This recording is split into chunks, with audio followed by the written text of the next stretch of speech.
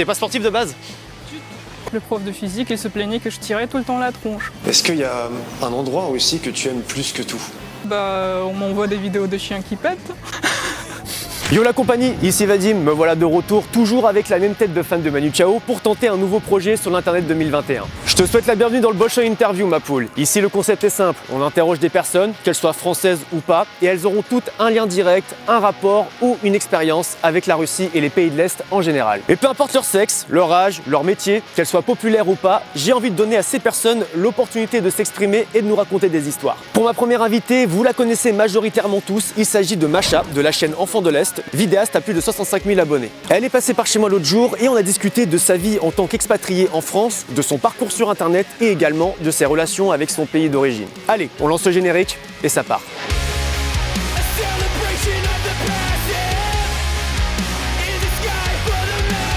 On est actuellement à la gare, là on attend Masha qui devrait arriver via le Flixbus depuis Paris. Yes Masha, bah écoute, ravi de t'accueillir dans le premier épisode du Bolshoi Interview. Ça fait 11 ans que tu es en France, c'est ça il me semble.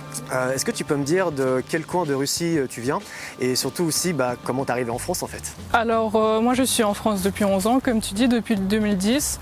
Et en Russie j'habitais dans une petite ville qui s'appelle Snezhinsk, près de la ville de Tcheliabinsk, qui se trouve sur la chaîne de montagnes Oural qui sépare l'Europe et l'Asie. Donc la particularité de la ville où j'ai vécu, c'est assez intéressant parce que c'est une ville fermée. Donc c'était une ville qui était secrète à l'époque, ça fait partie de ces villes soviétiques où il y a des recherches stratégiques et donc l'accès à la ville est restreint. Et donc l'accès à ma ville est toujours restreint parce qu'il y a un centre nucléaire assez important dedans et par exemple si tu veux quitter la ville, tu as besoin d'un pass spécial habitant. Si tu veux ramener ta grand-mère, tu as besoin de demander 2 semaines en avance pour lui faire un pass provisoire. Et donc j'ai grandi dans une ville comme ça, ce qui surprend toujours les Français. Ce qui fait qu'aujourd'hui tu peux toujours y accéder à cette ville ou pas? Non justement, j'ai plus personne qui vit là-bas, donc aujourd'hui c'est compliqué et d'ailleurs pour les membres de famille c'est toujours compliqué. Pour mon père à l'époque quand il voulait emmener ma belle-mère, c'était plus facile de la faire passer en tant qu'électricienne plutôt que son épouse. Quant à comment je suis venue en France, c'est un peu plus prosaïque. En 2010, ma mère a épousé un homme français, donc on a tous déménagé ici. Tu as quitté la Russie à l'âge de 13 ans. Et qu'est-ce que tu ressens à cet âge-là quand on te dit que tu vas partir vers un pays inconnu? C'était un état d'esprit un peu particulier. Nous, tu sais, à Snezhinsk, on considérait tous que c'était un petit peu une impasse sociale. Tous les enfants de mon âge, on faisait des jeux de mots sur le nom de la ville pour souligner le fait que c'est un peu le trou du cul du monde, qu'on voulait tous partir. Et donc quand l'opportunité s'est présentée, moi j'étais très contente. En plus on m'a montré les photos du collège dans lequel j'allais aller. Je voyais tout ce qui est équipement super moderne, tout était bien décoré comparé à mon école de type soviétique. Tout simplement, ça me paraissait la grande classe. Après, j'avais pas vraiment d'idée sur la France elle-même. J'avais visité l'été précédent, j'ai fait le circuit classique, Tour Eiffel, Notre-Dame, etc. Mais j'avais pas vraiment d'idée de particularité, qu'est-ce qui distingue la France des autres pays occidentaux. En 2010, tu arrives en Alsace, c'est ça? Du côté de Mulhouse, dans un petit village. Il s'appelle comment déjà? Alors le village s'appelle Ézingue. Tu parlais déjà français à ce moment-là ou pas du tout? Ouais, un petit peu. J'ai fait 2 ans de français LV3, donc après l'anglais. Donc entre 11 et 13 ans, j'ai fait du français. Et pendant l'été, avant de déménager, donc mon futur beau-père nous envoyait des cahiers de vacances. Alors bien sûr, des classes très antérieures à la mienne, donc avec le français beaucoup plus simple que ce que je devais faire en 4e.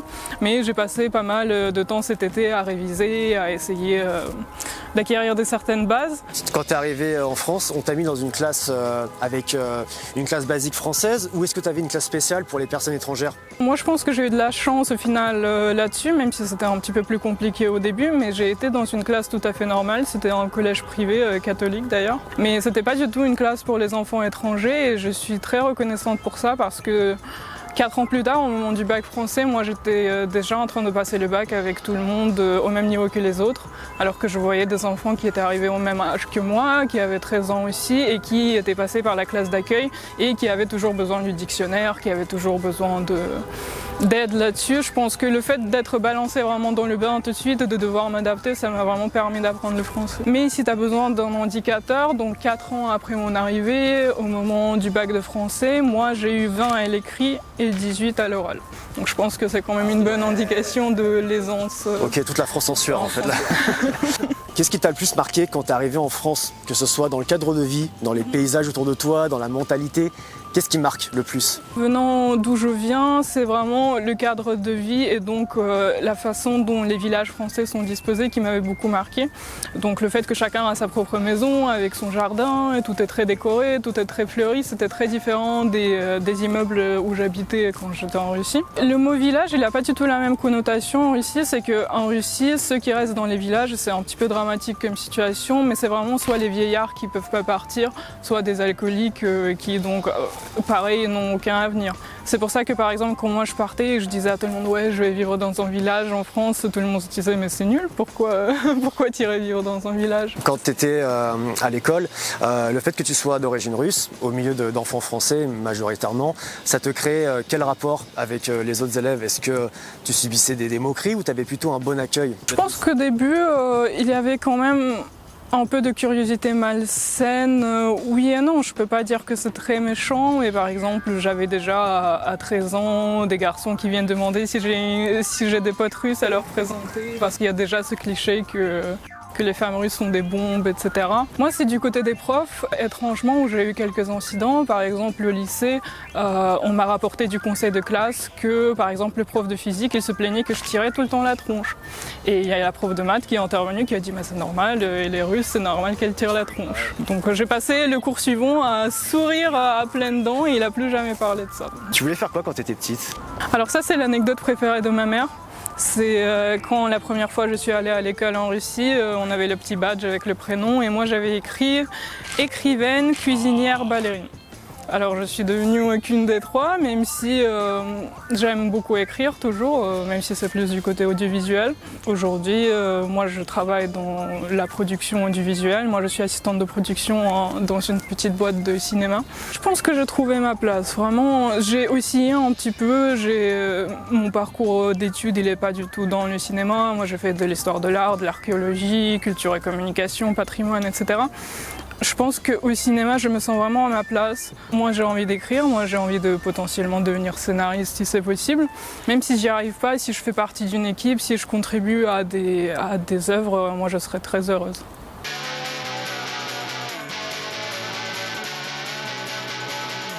Masha, viens, on revient un peu sur ta carrière sur YouTube. Tu as actuellement, je crois, 67 000 abonnés. Tu es sur YouTube depuis 2015 et j'aimerais savoir un peu en fait comment est né Enfant de l'Est. Est-ce que tu peux me raconter les débuts? C'est au cours des 2 dernières années du lycée que j'ai vraiment commencé à découvrir, si tu veux, le monde de YouTube. C'est venu un petit peu tard, mais j'ai tout de suite plongé dedans et j'ai un petit peu commencé à même sacrifier, tu vois, mes études pour ça. J'étais vraiment à fond. Et au même moment, j'avais cette réflexion autour de l'identité russe et surtout de la façon dont c'était traité. Le fait qu'aucun sujet lié à la culture ou l'histoire russe pouvait être traité en dehors de la politique, en dehors de Poutine. Et on donnait un petit peu l'impression que le peuple russe, c'est juste ces gens sans personnalité, morose, qui prient le char leader tout le temps, tu vois, en quelque sorte. Je trouvais ça dommage parce qu'au final, il y a toute une culture derrière et qui a duré beaucoup plus que le règne de Poutine ou n'importe quel régime politique pourrait durer.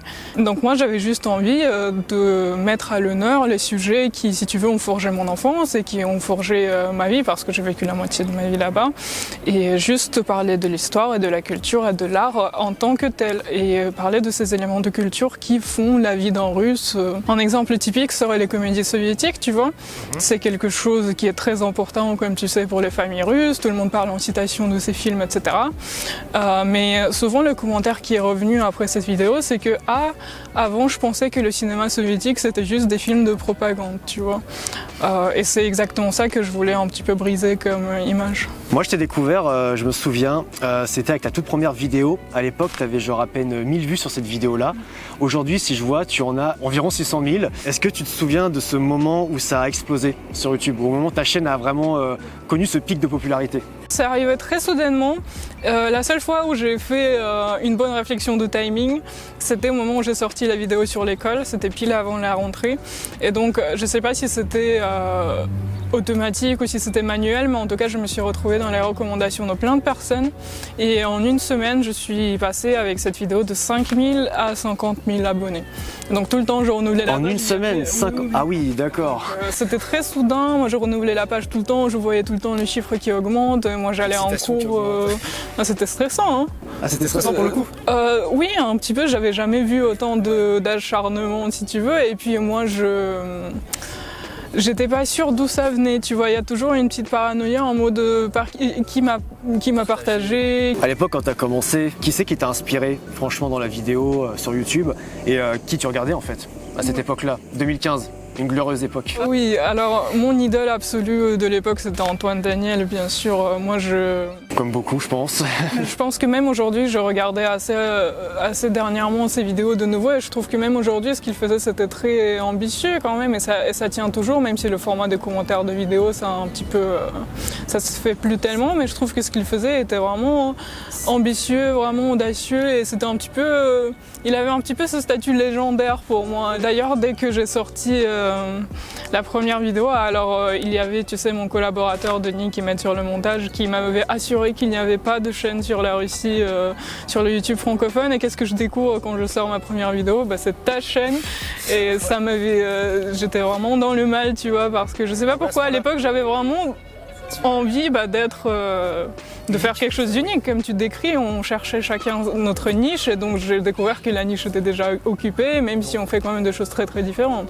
Moi, ma démarche, elle est partie vraiment de la réflexion de quelqu'un aussi qui s'intéresse à d'autres cultures et à d'autres sujets. Et moi, c'est exactement mon objectif et c'est pour ça que souvent je choisis des sujets qui sont assez larges, tu vois, la nourriture, les contes, la science-fiction. Et j'essaie de donner un premier aperçu du sujet et après, si ça intéresse les personnes, il y a des pistes pour creuser. Je voulais qu'on revienne sur ta dernière vidéo, qui est quand même la plus longue de ta chaîne. Elle t'a pris combien de temps en fait au total à se réaliser? C'était très long. C'était très long aussi à cause d'un parti pris. C'est que j'ai pris cette longue pause, même 2 longues pauses, d'abord avant la vidéo d'Anastasia et après avant celle-là. C'est que je me posais beaucoup de questions sur mon format, effectivement, qui me posait un peu problème. Et l'une des raisons, c'est comme tu as mentionné, c'est l'histoire de la chapka, de l'ours, etc. où ça ne me convenait plus de jouer un personnage un petit peu cliché. Déjà, c'est devenu ennuyeux, tout le monde a une chapka sur sa photo de profil, c'est pas très intéressant. De l'autre côté, j'avais plus envie de faire de vidéos listes. Par exemple, comme je mentionnais, la nourriture russe, il y a ce plat-là, ce plat-là, ce plat-là. Les comédies soviétiques, il y a ça comme film et il y a ça comme film. Et j'avais pas envie de faire ça avec la science-fiction soviétique, j'avais vraiment envie de parler avec mes propres mots. Et ça, tu peux seulement faire quand tu maîtrises le sujet déjà avant de commencer d'écrire, et pas faire des recherches exprès pour la vidéo. Donc j'ai mis beaucoup de temps, beaucoup de mois à lire des livres et juste lire pour moi, tu vois, pour m'approprier le sujet. Et après, donc, quand j'ai commencé à écrire, c'était avec mes propres mots et c'est cette structure chronologique avec l'histoire de l'URSS qui s'est un petit peu imposée, parce qu'on peut voir des courants de la science-fiction qui sont très différents en fonction de la politique culturelle dans le pays en ce moment. Actuellement, tu as 40 000 vues à peu près sur ta vidéo. Est-ce que tu es quand même content de ce score pour un retour ou tu t'attendais à mieux? J'espérais mieux, je vais pas te cacher, parce que c'est quand même une vidéo qui m'a pris pas mal de temps, dont je suis très fière, même si le ton il change énormément par rapport à mes vidéos précédentes. Donc j'ai bien vu que certaines personnes ça leur a pas plu comme concept et c'est pas grave. Par contre, quand tu ouvres les commentaires, mais c'est d'une gentillesse. C'est vraiment, ça te rend tellement reconnaissant pour ta communauté. Toutes ces personnes qui ont attendu, même dans la minute, tu sais, où tu sors la vidéo, tout le monde a les notifications activées et tout le monde est tellement heureux et tellement de retours positifs, effectivement. Et les gens qui ont dit, moi je ne m'intéresse pas à la science-fiction ni à l'URSS et je me suis tapé cette heure de vidéo d'une traite et maintenant ça m'intéresse de découvrir quelques films dont tu as parlé. Mais ça, c'est la meilleure des récompenses. C'est l'épisode dont tu es le plus fier actuellement ou pas? Oui, totalement. J'imagine. Je me souviens à l'époque, il y a 4 ans, on avait fait une interview, rappelle-toi, pour Russie.fr. Ensemble, c'était notre toute première interview. Et déjà à l'époque, tu disais qu'il y a pas mal de commentaires qu'on te faisait par rapport à ton physique. Parce que tu es une fille sur Internet, donc forcément, il y a beaucoup de garçons qui regardent et qui vont juste se focaliser sur ton physique. Est-ce que c'est encore le cas aujourd'hui ou pas? Alors, c'est plus du tout le cas aujourd'hui, surtout sur les 2 dernières vidéos, ce qui est super parce que je pense tout simplement les personnes qui le regardent, c'est les personnes de ma communauté. Donc comme tu disais, 40 000 personnes, comme j'en ai 60 000 d'abonnés, c'est forcément que mes abonnés qui ont regardé. Par contre, effectivement, quand je vais sous mes premières vidéos, parfois je renferme très vite parce que quand je vois des trades entiers qui discutent de si je suis trans ou si je suis belle ou pas et qui listent tous les défauts, tu vois, les gens ils argumentent le point. Il y avait toute une discussion sur le fait est-ce que je suis trans ou non. À ce point-là, c'était sérieux, quoi. Voix grave, pas de poitrine, donc quelqu'un argumenté et qui allait d'ailleurs répondre à chaque commentaire qui me faisait des compliments pour dire c'est un garçon, pas une fille. Est-ce que tu le regardes, toi, le YouTube russe? Je t'avoue que pas tellement. Il y a quelques chaînes que je suis, il y a des commentateurs politiques que je suis comme Staline Goulag. Sinon, il y a d'autres chaînes que je suis un petit peu de loin, forcément Bad Comedian, tu sais, qui est un petit peu une référence en termes de critique de cinéma sur YouTube. Qui a d'ailleurs été en procès parce que pour un film, je crois qu'il avait utilisé les images d'un film, il a été en procès, il a gagné ce procès. Donc lui, je le suis un petit peu de loin, mais autrement, je peux pas dire que je sais aujourd'hui qui sont les têtes principales sur le YouTube russe. Est-ce que tu trouves qu'il est différent ou pareil du YouTube français, que ce soit sur le point de vue des dramas, sur la qualité du contenu, sur la variété? Il y a une différence ou ils se ressemblent beaucoup les deux YouTube? Je pense que la plus grosse différence, c'est le respect du droit d'auteur. Il y a très peu de respect pour le droit d'auteur et surtout pour les photos, mais pour les vidéos également. Et je pense que c'est très dur d'expliquer à un russe lambda qu'une image, ça t'appartient pas librement si c'est sur Internet et qu'un concept de vidéo, ça t'appartient pas librement. Un exemple que j'ai, c'est en ce moment, les vidéos qui sont très populaires, c'est la chaîne Jubilee. Eh bien, je tombe tout le temps sur les vidéos russes qui copient le concept entièrement, mais c'est-à-dire que le décor est pareil, les lumières sont pareilles, tout est pareil, même jusqu'à la miniature. Est-ce que tu aurais une petite anecdote d'abonné qui soit marrante ou gênante que tu as pu vivre, que ce soit dans la vraie vie ou par message? Une fois, j'ai rencontré une abonnée dans un endroit complètement où je m'attendais pas à rencontrer qui que ce soit, qui était en bus Strasbourg-Francfort. Après, en termes de messages marrants que je reçois, on m'envoie des vidéos de chiens qui pètent. C'est trop bien ça, non? Si tu avais la possibilité de vivre à temps plein avec YouTube, tu saisirais l'opportunité ou pas? Je pense que non, parce que moi j'ai quand même besoin de structure dans ma vie, j'ai besoin d'avoir un cadre extérieur qui m'imposerait une certaine routine tous les jours. Il y a des personnes qui vivent très bien en s'organisant eux-mêmes, en se créant une vie sociale eux-mêmes, etc. Moi j'aime quand même qu'il y a cet aspect non seulement routine et cadre et qui m'oblige à respecter un certain emploi de temps, mais aussi le fait que je ne contrôle pas toujours ce qui m'arrive, je ne contrôle pas toujours les personnes que je rencontre, qui fait que forcément il y a des rencontres que j'aurais pas initiées mais qui apportent une richesse dans ma vie et qui vont lancer un truc et qui va complètement changer ma vie, comme ça arrive souvent. Je pense qu'il y a besoin de cet apport extérieur.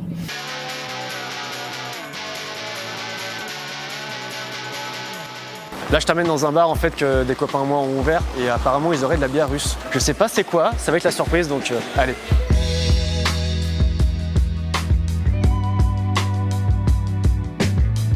Tu m'as dit que tu avais des bières russes, c'est ça? Ouais. Est-ce que tu peux me les présenter ou pas? Voilà. Alors, on en a sélectionné deux. Gazbro. Donc Gazbro qui est une brasserie de Saint-Pétersbourg. Et celle du bas c'est Self-Made. Donc ça c'est une brasserie de Moscou. Ok, je trouve que visuellement ça va être très intéressante. Ça fait vraiment cyberpunk. C'est génial. Trop bien. C'est génial. C'est vachement bonne ça. T'as goûté? C'est très bon. Ah de ouf. Je voulais à présent revenir un peu sur ta vie en France en tant qu'expatrié. C'est quoi le rapport que tu as maintenant avec ton pays d'origine? Je veux dire, t'as encore de la famille, des amis? Alors la grande partie de ma famille elle y est toujours. Nous on a déménagé, donc juste ma mère, ma sœur et moi. Donc j'ai toujours mon père qui est là-bas, mes grands-parents, mes oncles, mes tantes, tout le monde est là-bas. Quant aux amis, c'est un petit peu compliqué. Comme je suis partie à 13 ans, il y avait quelques personnes avec qui j'ai maintenu le contact, mais au fil des années, ça s'est un petit peu perdu. Aujourd'hui, quand tu vas en Russie, tu te sens comment là-bas? Tu te sens chez toi ou tu as quand même un sentiment d'être un peu une étrangère? Oui, il y a quand même ce sentiment d'être un petit peu à part. J'ai l'impression que c'est lié en partie au fait que moi, j'ai déménagé en tant qu'enfant. Donc toutes les parties de la vie adulte, moi je les connais en France, je sais comment ça marche si tu veux les études, et tout ce qui est prestations sociales, tout ce qui est recherche de logement, d'emploi, etc.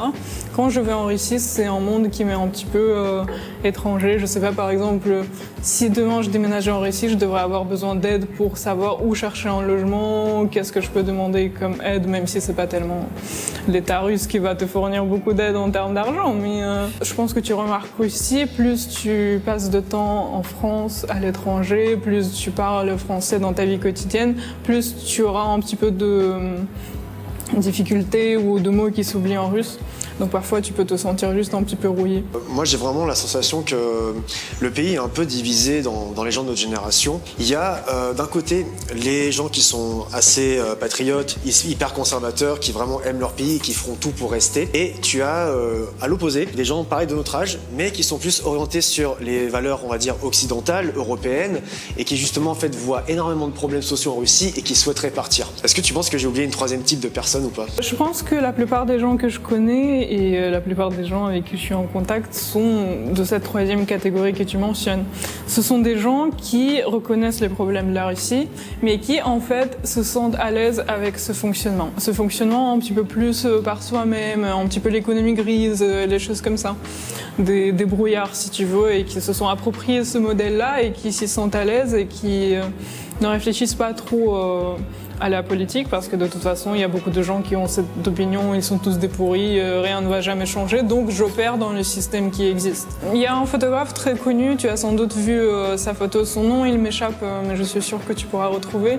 C'est lui l'auteur de la photo où tu vois un membre de force spéciale russe avec sa cagoule, et derrière lui il y a la photo de Poutine qui est accrochée. Lui il a écrit une publication sur Instagram qui était très juste récemment, il expliquait qu'il voulait aller dans un sauna mais que le sauna était fermé. Et du coup, il a juste donné de l'argent à l'employé de la sauna et du coup, lui a fait un truc spécial. Et donc, lui, à la fin, il a un paragraphe qui dit en fait, moi, je suis pas une personne qui est faite pour la belle Russie de l'avenir. Moi, je suis un Russe de maintenant parce que j'ai très bien appris à fonctionner dans ce système de maintenant et je suis comme ça jusqu'au plus profond de mes os, tu vois. Il y a eu des articles sur Internet, des statistiques qui disaient que beaucoup de jeunes de 18 à 24, même voire 30 ans, il y a presque une quarantaine de pourcents de ces jeunes qui seraient prêts à quitter le pays pour aller s'installer à l'étranger. Comment toi t'interprètes ça? Moi, ça m'étonne pas du tout. Je pense que déjà, quand j'y vivais, comme je t'expliquais un petit peu dans ma ville, dans mon enfance, c'était déjà une opinion assez répandue qu'on voulait partir. Puis les quelques amis que j'ai conservés de ma classe en Russie, etc., c'était un petit peu le même type de mentalité. Il y a beaucoup de gens qui veulent partir. Naturellement, on ne peut pas, à l'époque d'Internet, ne pas voir à quel point le niveau de vie est plus haut en Europe, à quel point il y a plus d'opportunités. Et c'est normal que les gens qui ont du talent et qui ont les capacités et qui ne se voient pas reconnaître pour ce qu'ils ont en Russie, qu'ils ont envie de partir et mener un train de vie confortable, tout simplement. Est-ce qu'il y a un endroit en Russie que tu aimes plus que tout?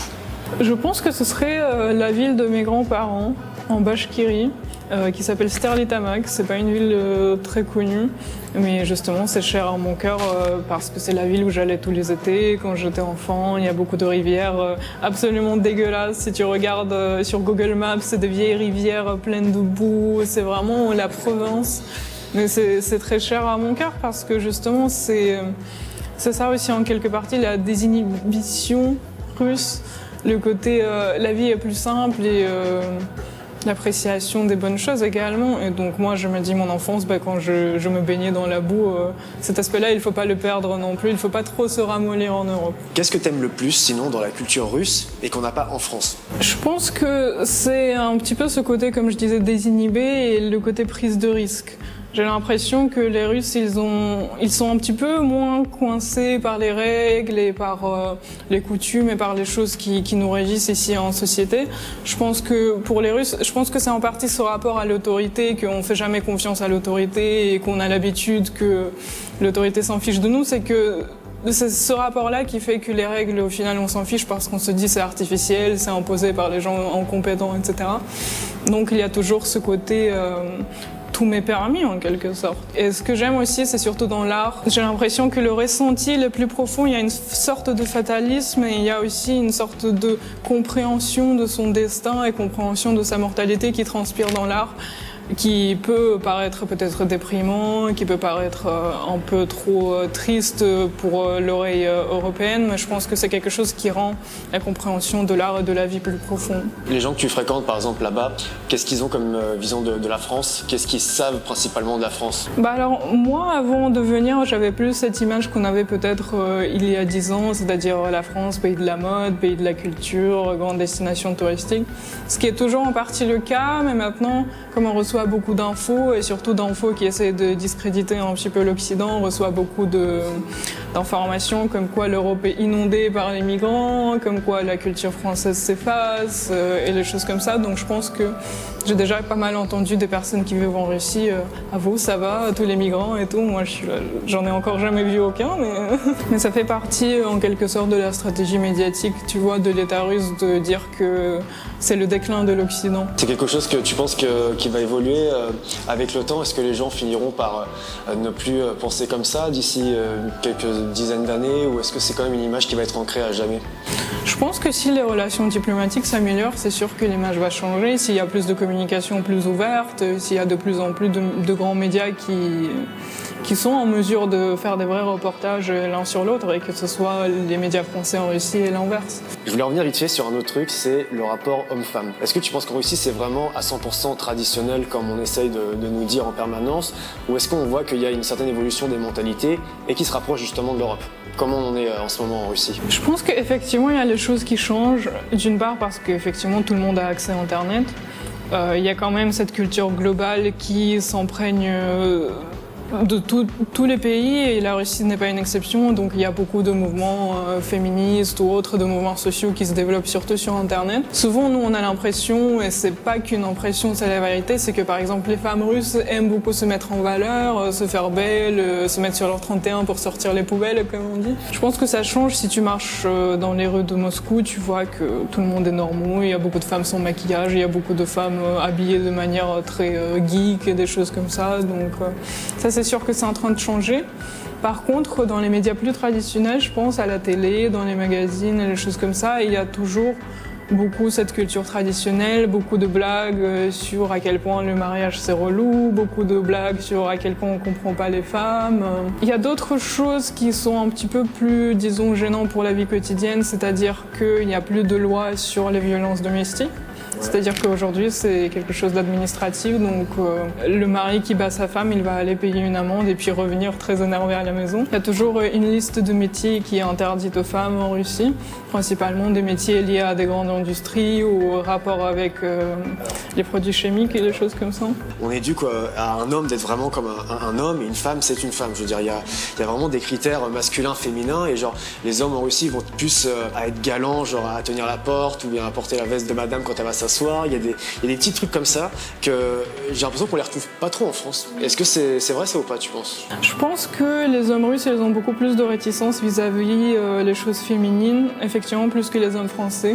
Par exemple, il y en a pas mal en France qui veulent bien accepter de se faire maquiller, veulent bien accepter de se faire des ongles. C'est pas quelque chose qu'ils vont faire quotidiennement, mais juste pour rire, ça les dérange pas, ça casse pas leur masculinité. Chose que j'ai déjà fait, quoi, oui, voilà. Or, les hommes russes, je pense qu'ils sont beaucoup plus figés dans leur image de la masculinité, et donc ils ont très peur de tout ce qui vienne la questionner ou perturber, donc jamais de la vie ils accepteraient de se faire maquiller et les choses comme ça. Même pour plaisanter, tu penses? Je pense qu'il y en a beaucoup qui voudraient pas et qui commencent Il y en a peut-être quelques-uns, je pense, mais bon, c'est pas... Quelques-uns, comme je dis, c'est en train de changer, mais je pense qu'il y a beaucoup plus cet aspect-là. Je suis un vrai bonhomme, jamais de la vie je fais ça. Il y a beaucoup de réticence aussi, par exemple, je sais pas, vis-à-vis des questions comme les règles. Il y a beaucoup d'hommes russes qui vont refuser d'aller acheter des serviettes hygiéniques dans les supermarchés parce qu'encore une fois, ça se fait pas qu'on le voit avec un paquet de serviettes hygiéniques, des choses comme ça. Donc il y a cette forme de protection de sa masculinité qui est plus présente qu'en France, je pense, c'est sûr. En matière d'histoire, est-ce que tu es plus attiré par celle des tsars ou celle du communisme? Je pense que l'histoire du communisme, ça m'intéresse beaucoup parce que c'est quand même quelque chose qui était sans précédent dans l'histoire et qui a marqué le monde entier. Et puis en termes d'art aussi, ça a engendré une certaine iconographie, une certaine expression artistique qui me parle beaucoup et que je trouve très intéressant. Après, ce qui m'intéresse aussi dans l'histoire russe, c'est le côté avant la christianisation, même avant l'apport de certaines habitudes, de certaines coutumes européennes, de certaines formes de vie européennes. Ça m'intéresse l'histoire du paganisme, l'histoire des coutumes slaves et les choses comme ça, parce que c'est là où repose un petit peu l'identité nationale, même si ce n'est pas que ça, mais c'est quand même là le patrimoine, si tu veux, des Slaves russes. C'est là où on peut voir les dieux païens et les choses qui se pratiquaient avant justement cette uniformisation par la christianisation ou par les influences européennes. D'ici 30-40 ans, on va être un peu les nouveaux boomers. Et je me posais la question, comment va être la société russe à ce moment-là? Est-ce qu'elle aura changé par rapport à aujourd'hui ou tu penses qu'elle sera pareille? Je pense que c'est sûr que ça va changer. Après, ce que disent les gens et ce que je trouve vrai, c'est que la société russe ne peut que changer de l'intérieur. C'est pour ça que moi, personnellement, tu vois, j'ai longtemps hésité à parler de la politique. Et même si aujourd'hui je ne cache plus mes opinions, je n'en fais pas le point central de mes expressions sur Internet. En partie parce que je trouve ça pas très utile d'en parler pour m'adresser à un public français. Au final, si les Russes en ont marre de leur mode de vie ou d'un manque de liberté qu'il existe dans le pays et des choses comme ça, ce sera à eux de prendre leur destin en main. Et pour l'instant, même si j'ai eu l'impression qu'au début de cette année, il y a eu pas mal de mouvements sociaux, pas mal de manifestations, etc., j'avais l'impression que les choses bougent un petit peu. Là, ça s'est un petit peu calmé et je sais pas si c'est encore le moment de changement. Donc je pense qu'on n'en est pas encore où les Russes se soulèveraient vraiment pour changer quelque chose. Je dis toujours de manière un petit peu chevine peut-être que je trouve que les Russes sont vraiment un peuple talentueux, débrouillard, et que si seulement ils avaient des bonnes conditions sociales pour vivre leur entrepreneuriat, pour faire vivre leur talent, les choses comme ça, ce serait un pays qui serait parmi les premiers pays mondiaux. Si demain tu as l'opportunité de partir vivre là-bas, t'y vas ou pas? J'aimerais bien éventuellement, justement, si la situation politique et sociale change, il n'y a rien qui me plairait plus que de retourner là-bas et d'aider à construire justement cette belle société dont je parle. En ce moment, ça ne m'enchante pas particulièrement de risquer de me faire virer pour avoir participé à une manifestation ou des choses comme ça. Donc pour l'instant, c'est ça qui m'en empêche. Mais je pense que dès qu'il y a un changement politique qui permettra un petit peu plus de liberté civile, c'est quelque chose que j'envisagerais, c'est sûr.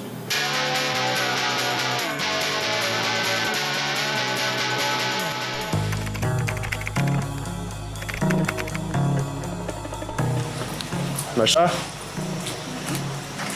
tu l'as vécu comment l'année 2020? Mes deux parents se sont redivorcés, Vadim. Quoi? Une deuxième fois? Oui. Mais comment on fait? Une première fois ça suffit pas? Peut-être ils vont se remarier, ce serait cool. C'est quoi qui est pire entre l'administration française et l'administration russe? Alors l'administration française, elle te donne quand même les résultats, alors que dans l'administration russe, tu galères pour rien. Donc je dirais quand même l'administration française. Bonne réponse. Demain tu gagnes 1 million d'euros, tu fais quoi? Je vais acheter 10 maisons en Espagne, en louer 9 et vivre tranquillement près de l'océan. Waouh. C'est quoi ton livre préféré? Ça va être le jeu de l'ange de Carlos Ruiz Zafón. Je ne connais absolument pas. C'était quoi le meilleur concert de toute ta vie? C'était Iron Maiden à Moscou, quelque part avant 2010. Eh, t'es plutôt Kvass ou Coca-Cola? Je dois dire Coca-Cola, je suis désolée. Et du coup, c'est quoi ton groupe de musique préféré depuis toujours? Depuis toujours, ce serait Nirvana ou The Offspring. Et en matière de groupe russe préféré, tu en as un ou pas? Little Big. Sinon, il y a Electro Forest que j'aime beaucoup.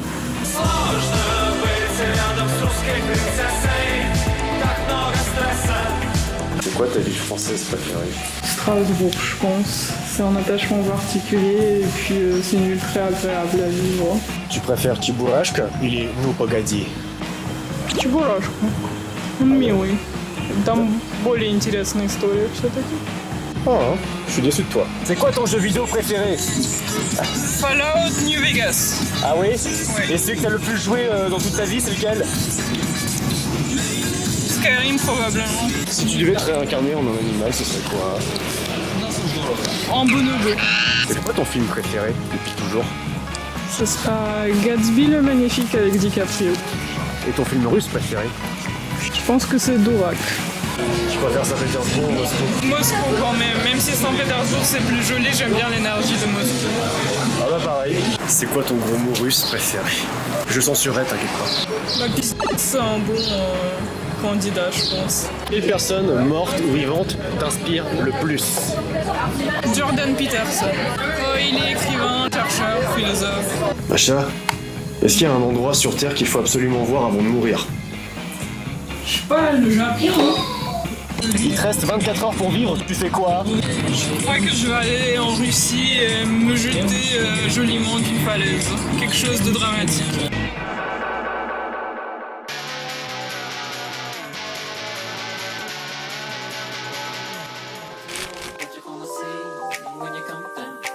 Maintenant qu'on est échauffé, ce que je vais faire, c'est qu'au fur et à mesure, je vais t'apprendre les mouvements basiques, vraiment toutes les bases du parcours. Et bien évidemment, ça va être adapté à ton niveau. On va pas non plus s'amuser à faire des trucs de ouf. T'es pas sportif de base? Je pense que ça va être sympa alors. Le premier mouvement que je vais t'apprendre, c'est le passe-muraille. Le but en fait, c'est de prendre de l'élan. On a un mur devant nous, le but ce sera de le grimper. Je mets un pied sur le mur, je pose mes mains et je grimpe. Imagine que tu es poursuivi par quelqu'un et ton but c'est d'échapper à la personne. C'est l'art d'échapper au danger. Instinctivement, comment tu grimperais ce mur? Allez. Yes, yes, ah très bien. Alors il y a juste un défaut, c'est le genou. On met jamais le genou quand on fait un passe-muraille. Yes, il se met à pleuvoir. Allez, allez. Ah, attention, tu t'es cogné là. Allez. Yes, yes, super. Allez, allez, allez, allez, dommage. Ah, c'était très bien ça. Oui, oui, oui, allez à fond. Yes, super. Oh, c'était très très bien. Non, franchement, tu l'as vraiment bien fait. On va lancer un peu plus de difficulté. Le mur, il est déjà plus haut, tu vois. Yes, yes, yes, pousse, pousse. Ah, c'est dommage. T'y étais en plus. Yes, yes, yes. Ah, le genou. Vas-y, vas-y, vas-y. Bon, c'est bien quand même. Comment tu te sens actuellement là? Ça va? Tu sens que ça tire un peu ou? Non, pas tellement, c'est juste que j'ai pas tellement de force dans les bras. Je suis pas très certaine que je pourrais réussir. Là, je vais t'apprendre, Macha, à faire un passement. Donc en gros, tu essaies d'imaginer de quelle manière est la plus rapide et efficace pour franchir cet obstacle. Si je te fais une démonstration, moi je ferai par exemple comme ça. Hop là. Comme ça, tu vois, je suis dans ma course et j'ai de quoi me redresser pour ensuite continuer ma course. Yes, très bien. Yes, yes, allez, très bien, bien joué. Tu vas essayer de passer l'obstacle sans les mains. C'est-à-dire que tu cours comme ça et tu fais hop. Ah non, non, jette tes bras en l'air comme ça te permet en fait d'avoir une extension. Et dans ta course, c'est très très utile. Yes, super, super, c'était beaucoup mieux. Le mouvement du saut de détente, c'est juste de courir et de sauter le plus loin possible. Un peu comme en athlétisme si tu veux. Ton but en fait, ce sera d'atteindre la marche la plus haute possible que tu puisses quoi. Hop là. Voilà. Ton point de départ, c'est ça, c'est une jambe. Tu as l'autre qui lance pour prendre de la hauteur. Et essaye au moins d'arriver là où je suis. Ah, c'était bien. Essaye de le refaire, mais en sautant avec les deux pieds joints. Allez. Yes. Très bien, très bien. Maintenant, on va augmenter la difficulté, comme dans un jeu vidéo. Et... Ah, dommage, dommage. Yes. Ah. Et yes! Putain, génial! T'es moi, vas-y, давай check. Hop. Le saut de fond, c'est juste, tu pars d'une hauteur et tu sautes, on va dire, dans le vide et tu dois atterrir en bas. Et pour amortir ta chute, tu vas donc faire une roulade. Là, on est sur de l'herbe, donc c'est plutôt amortissant. Donc voilà, l'idée c'est, je pars comme ça, je fais une extension et une fois arrivé en bas, je fais une roulade sur le côté. Pas une galipette de gym sur le dos, mais vraiment ouais, sur le côté comme au judo. C'est genre... Hop, voilà. Yes. Ah bien, c'était pas mal. Alors j'ai vu que tu as fait plus la roulade un peu gymnastique, mais sinon c'était bien. Yes, bien joué. Bon bah il s'est mis à pleuvoir en fait, donc on a dû arrêter l'entraînement, ce qui fait que là je pense qu'on va pas pouvoir continuer malheureusement. Mais dis-moi, qu'est-ce que t'en as pensé jusqu'à maintenant alors? J'ai bien aimé, il y a beaucoup de mental là-dedans, donc c'est un effort supplémentaire de juste essayer de pas avoir peur et juste y aller. Exactement. Et ça, j'ai vraiment aimé l'exercice. Dans ce sport-là, c'est 80% de mental et 20% de physique. Donc au fur et à mesure que tu vas entraîner, ton mental va se débloquer et tu vas pouvoir réussir à faire des mouvements que jamais tu as imaginé faire. Ouais, c'est pour ça. Et c'est ainsi que se termine ce premier épisode pilote du Bolshoi Interview. En espérant voir une suite à ce projet et pour cela, n'hésitez pas à me faire des retours en commentaire. Et bien sûr, si de votre côté vous avez des idées de personnes à me suggérer, n'hésitez pas pareil à me les faire parvenir en commentaire ou en message privé et moi je ferai en sorte d'organiser des rencontres en vidéo dans un futur proche. Mes réseaux sont en description, c'était un plaisir pour moi, à plus tard.